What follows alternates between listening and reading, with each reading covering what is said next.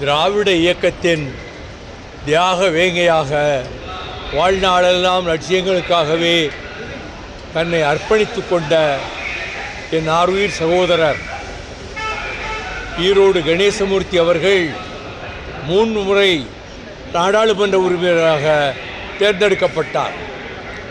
இம்முறை திமுகவிலே உறுப்பினரான சேர்ந்தால்தான் அங்கே இடம் கொடுக்க முடியும் என்ற நிலையில் வேண்டா வெறுப்பாகத்தான் அவர் உறுப்பினராக திமுகவிலே சேர்ந்த பிறகு அவர் நாடாளுமன்ற உறுப்பினரானார். இப்பொழுதும் அந்த திமுக உறுப்பினராக இருந்து கொண்டு வேறொரு பொறுப்புக்கு வர வேண்டும் என்றால் அதை ரிசைன் பண்ணிட்டு வர வேண்டும். அதனால்தான் நான் அவரிடம் என்ன பேசியிருந்தேன் என்றால், சட்டமன்ற தேர்தல் வருகிறது, அதிலே உங்களுக்கு விருப்பமான வெற்றி பெற வாய்ப்புள்ள ஒரு தொகுதியிலே நீங்கள் நின்று கொள்ளலாம் என்று தான் சொன்னேன்.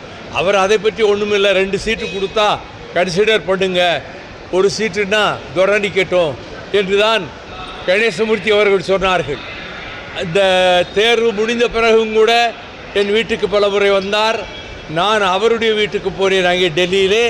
அந்த அளவுக்கு நாங்கள் ஒருவருக்கொருவர் உயிருக்கு உயிராக கிட்டத்தட்ட 50 ஆண்டுகள் பழகி வந்திருக்கிறோம்.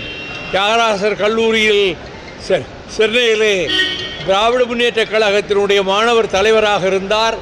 அறிஞர் அண்ணாவுக்கு நன்கு பரிச்சயமானார். கொள்கையும் லட்சியம்தான் பெரிது என்று வாழ்ந்தார். ஆனால் சமீப காலமாக அவர் ஒரு மன அழுத்தத்திலே இருப்பதாக அங்கே இருக்கக்கூடிய மாவட்ட செயலாளர் முருகனும் செந்திலும் என்னிடம் சொன்னார்கள். கபிலனும் கணேசமூர்த்தியினுடைய பையனும் என்னன்னு தெரியல, ஏதோ ஒரு வருத்தத்தில் இருக்கிறாரு என்று. அதை நான் இங்கே விவரிக்க விரும்பவில்லை. இந்த இடம் கொடுப்பது என்கிற பிரச்சனையிலே அவர் மகிழ்ச்சியாகவே தான் இருந்தார். இடம் அறிவித்த பிறகும் கூட என்னிடம் பேசினார். நானும் அவரிடத்திலே நன்கு பேசிக்கொண்டு தான் இருந்தேன். அவரை நான் தான் முதலாக டாக்டர் தணிகாசலம் அவர்களிடம் இருதய சிகிச்சைக்காக அழைத்து கொண்டு சென்று அறிமுகப்படுத்தினேன். அதன் பிறகு 3 மாதத்துக்கு ஒரு முறை வருவார்.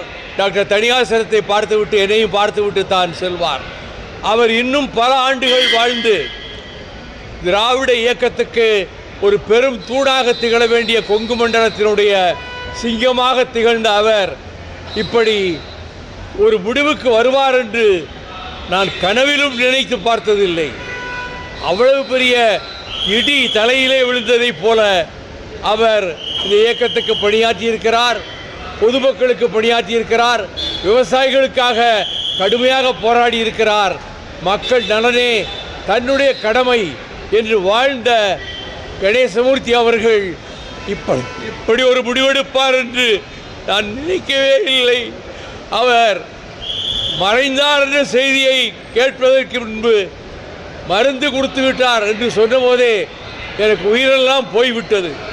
எவ்வளவு துணிச்சலானவர், எவ்வளவு மன உறுதி வாய்ந்தவர், அவராய் இப்படி ஒரு முடிவுக்கு வந்தார் என்று நான் என்னை அதற்கு மத்தியிலே ஏடுகளிலே அவருக்கு எம்பி சீட் கிடைக்காதனால்தான் வருத்தத்திலே அவர் இப்படி செய்து கொண்டார் என்ற செய்தி 1% கூட உண்மை அல்ல.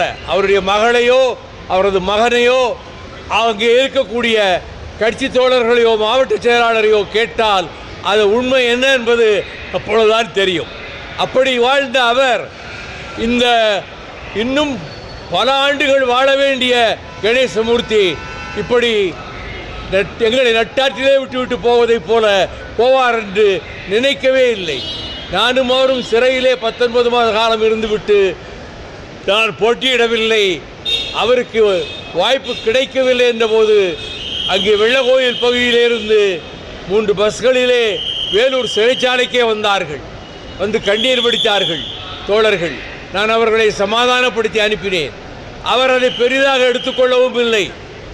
இதெல்லாம் அரசியலில் நான் நிறைய தடவை தோற்கவும் செஞ்சுருக்கேன், இதை பற்றியெல்லாம் நம்ம வருத்தப்படக்கூடாது என்று சொல்லக்கூடிய மனோநிலையிலே தான் கணேசமூர்த்தி அவர்கள் இருந்தார்கள். இன்றைக்கு அவர் மறைந்தார் என்ற செய்தி என்னால் தாங்கிக் கொள்ள முடியவில்லை. அவர் மருந்து குடித்தார் என்ற செய்தியவே தாங்கிக் கொள்ள முடியும். அவ்வளவு மன உறுதி வாய்ந்தவர். நெஞ்ச துணிவு கொண்டவர், எதை பற்றியும் கவலைப்படாதவர். இத்தனை ஆண்டுகள் இடையிலே எந்த பதவியும் இல்லை என்று அவர் கவலைப்பட்டதும் கிடையாது. அப்படிப்பட்ட கணேசமூர்த்தி அவர்கள் என்றைக்கும் திராவிட இயக்க சரித்திரத்தில் கொங்கு மண்டலத்திலே அழியா புகழோடு ஒரு நட்சத்திரமாக என்றைக்கும் திகழ்வார் என்பதை இந்த நேரத்திலே வேதனையோடு மறுமலர்ச்சி திராவிட முன்னேற்றக் கழகத்தின் சார்பிலும், இளைஞர்கள் சார்பிலும், விவசாயிகள் சார்பிலும் அவருடைய மறைவுக்கு என்னுடைய ஆழ்ந்த இரங்கலை கண்ணீரோடு தெரிவித்துக் கொள்கிறேன்.